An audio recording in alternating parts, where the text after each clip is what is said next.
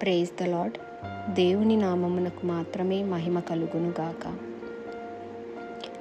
Bible అధ్యయనం. Mark సువార్త. పరిచయం. మార్కు సువార్త 4 సువార్తలలోకెల్లా మొదట వ్రాయబడినదని పండితుల అభిప్రాయం. మార్కు సువార్త క్రీస్తు శకం 63లో వ్రాయబడినది. గ్రంథకర్త మార్కు. మార్కు పూర్తి పేరు యోహాను మార్కు.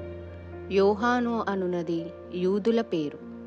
మార్కు అనునది లాటిన్ పేరు. మార్కు సువార్త రోమీయులను ఉద్దేశించి వ్రాయబడినది. అన్యజనులైన రోమీయులను ఉద్దేశించి వ్రాయబడినది కనుక అన్యులకు అవసరము లేదని తలంచిన విషయాలు ఇందులో చేర్చబడలేదు. ముఖ్యముగా క్రీస్తు వంశావళి, నెరవేర్చబడిన ప్రవచనములు, ధర్మశాస్త్రమునకు సంబంధించిన ఆచారములు, యూదుల ఆచారములు మొదలగునవి మార్కు సువార్తలో చేర్చబడలేదు. వంశావళి లేకుండగా బహిరంగ పరిచర్యతో ఆరంభించాడు.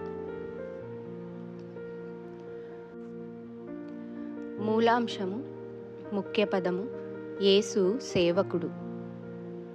యేసుని పరిచారకునిగాను, సేవకునిగాను మరియు విమోచకునిగాను మార్కు తన రచనలలో తెలియపరిచాడు.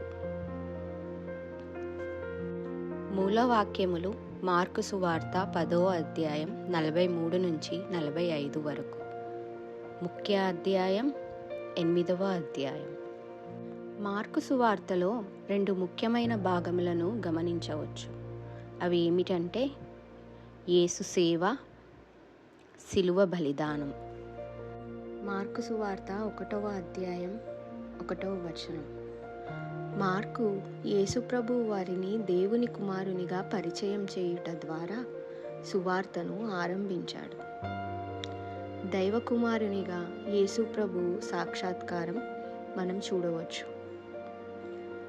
దైవకుమారునిగా ప్రభువు సాక్షాత్కరించే తండ్రి చిత్తము నెరవేర్చుటయందు గురియుంచి, దాసునిగా పరము నుండి భూమికి ఏతెంచే విమోచకునిగా మనలను విమోచించే.